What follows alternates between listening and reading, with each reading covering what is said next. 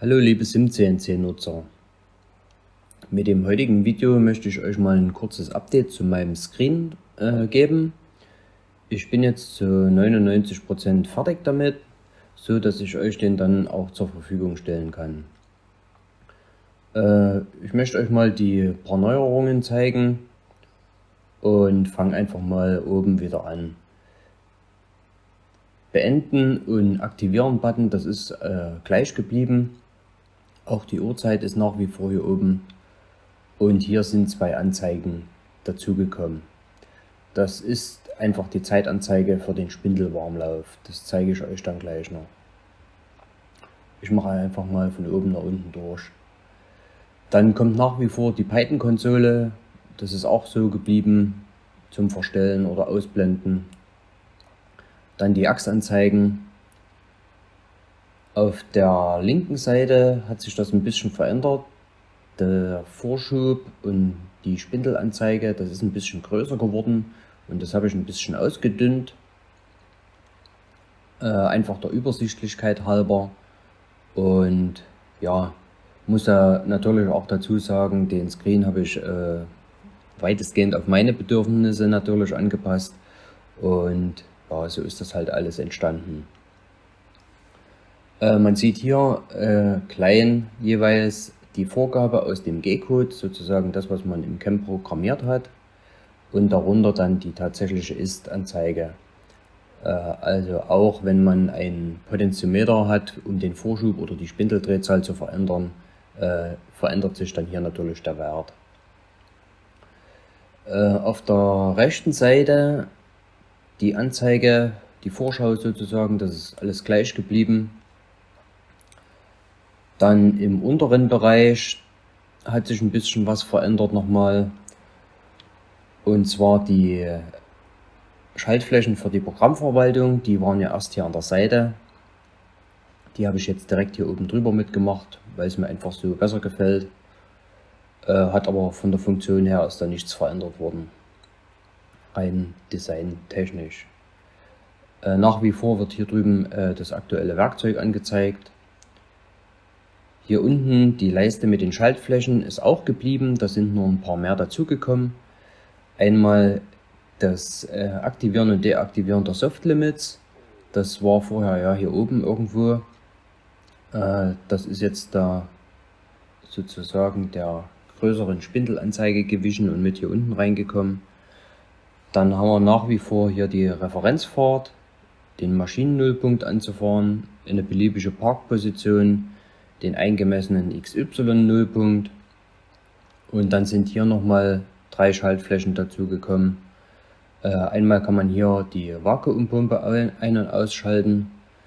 Wer das nicht hat, der könnte sich das halt verändern, einfach in ein Icon einfügen, und wenn er eine Absaugung hat oder so. Das kann dann tatsächlich ja jeder individuell gestalten, wie er es braucht. Das ist für meine Minimalmengenschmierung vom Sebastian End. Da kann ich hier halt nur mit Luft kühlen oder eben die Späne wegpusten oder eben per Minimalmenge den Fräser schmieren. Ja, das wäre es mal zu der Hauptanzeige. Jetzt komme ich nochmal zu dem Spindelwarmlauf zurück. Die Parameter für den Spindelwarmlauf, die sind weiterhin unter Einstellungen hier hinten. Da gebt ihr hier einfach die Gesamtwarmlaufzeit ein. Dann kann hier ausgewählt werden zwischen 1 und 5 Drehzahlstufen. Ich denke, das sollte vollkommen ausreichen.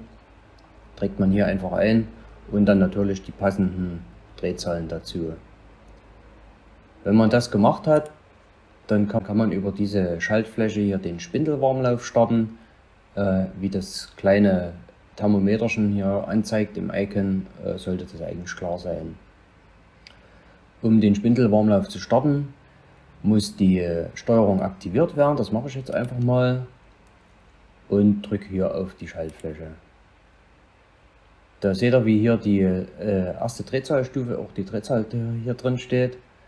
Und hier oben halt Warmlauf gestartet in der Python-Konsole. Hier läuft die Gesamtzeit des Warmlaufs ab und hier der jeweiligen Drehzahlstufe.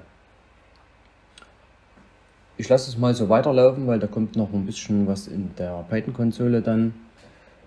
Und Das will ich euch dann einfach noch zeigen.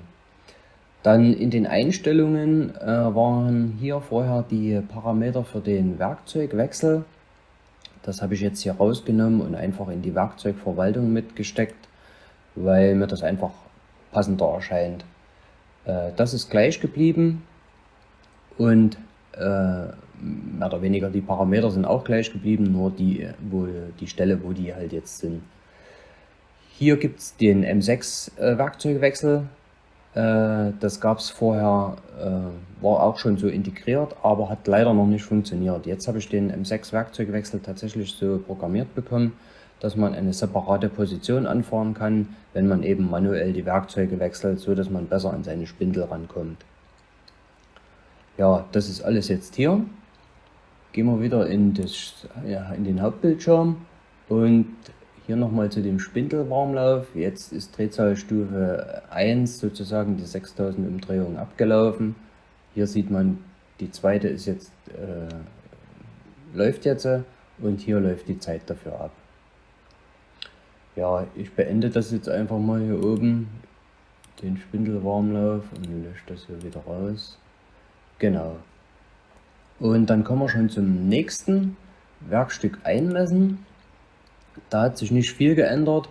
Der obere Bereich ist gleich geblieben. Da kann man halt zwischen den einzelnen verschiedenen Messzyklen hin und her schalten.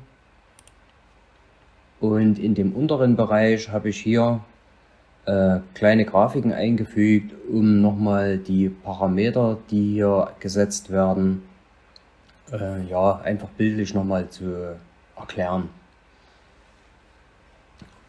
Ja, das wäre es schon zu dem Werkstück einmessen.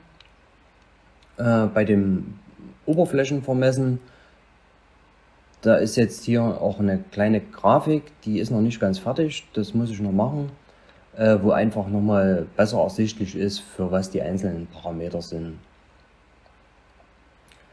Ja, dann kommen wir schon zum nächsten. Das ist ein Tab, den gab es vorher nicht. Das sind Bearbeitungszyklen.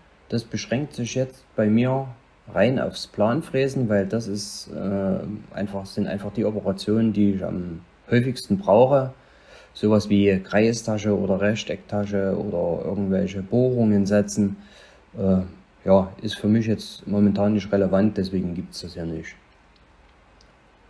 Hier werden auch die ganzen Parameter gesetzt und dann wird praktisch über die Schaltfläche Postprozess G-Code ein kleines Programm erzeugt.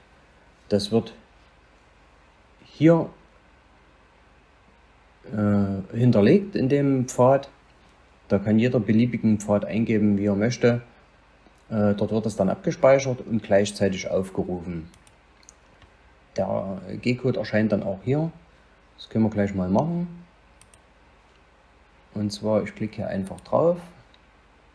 Dann steht halt hier oben, dass das Verzeichnis entweder erstellt oder schon vorhanden ist. Das Programm halt erfolgreich erstellt und geladen wurde. Das sehen wir jetzt auch hier. Das ist fürs Rechteck Planfräsen. Und hier haben wir den G-Code.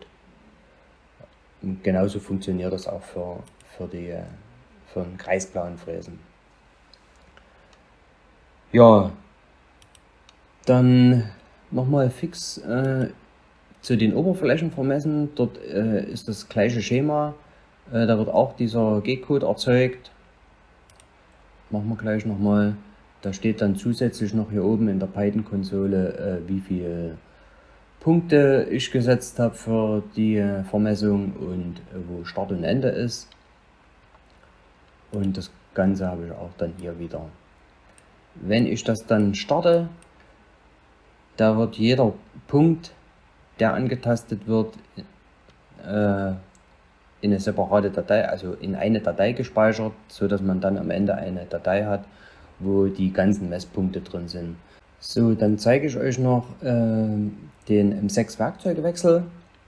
Dazu lade ich mir einfach ein beliebiges Programm. Das ist jetzt einfach nur irgendeine Kontur. Und hier sieht man ja, dass die außerhalb des Fräsbereichs liegt, den ich definiert habe in den Einstellungen. Und dazu wird es jetzt gleich eine Fehlermeldung geben. Da kann ich euch das gleich noch zeigen. Und zwar Outside Soft Limits, und die kann ich ja hier unten aktivieren und deaktivieren. Wenn ich die deaktiviere, dann habe ich hier absichtlich diesen Tool-Button mit LED genommen, damit man sofort sieht, jetzt okay, die Arbeitsraumüberwachung ist ausgeschalten.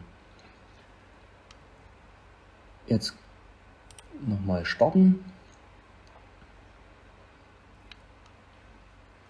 Und jetzt hole ich vom anderen Bildschirm, weil ich hier zwei Bildschirme angeschlossen habe. Ansonsten geht das immer direkt hier auf das Fenster dazu her. Und das ist das M6 Werkzeugwechselfenster, was da aufgeht. Steht dann drin, bitte Fräser einsetzen und danach auswählen, wie es weitergeht. Kann man hier auswählen, ohne Messen fortsetzen, Werkzeuglänge messen und dann anschließend Programm fortsetzen. Das wird also erfährt dann das Werkzeug messen und startet automatisch dann weiter das Programm. Da muss man nicht nochmal irgendwo klicken oder irgendwas. Oder man bricht es ab. Da wir jetzt hier in der Simulation sind, mache ich einfach mal ohne Messen fortsetzen. Und dann läuft einfach das Programm los. Genau. Ja, das war es eigentlich schon zu dem Screen. Ich werde jetzt dann noch die Tage ein extra Video machen, wo ich euch zeige, wie die ganzen Messzyklen funktionieren. Und dann werde ich definitiv den Screen für alle verfügbar machen. Ich danke euch fürs Zuschauen und ja, bis zum nächsten Video.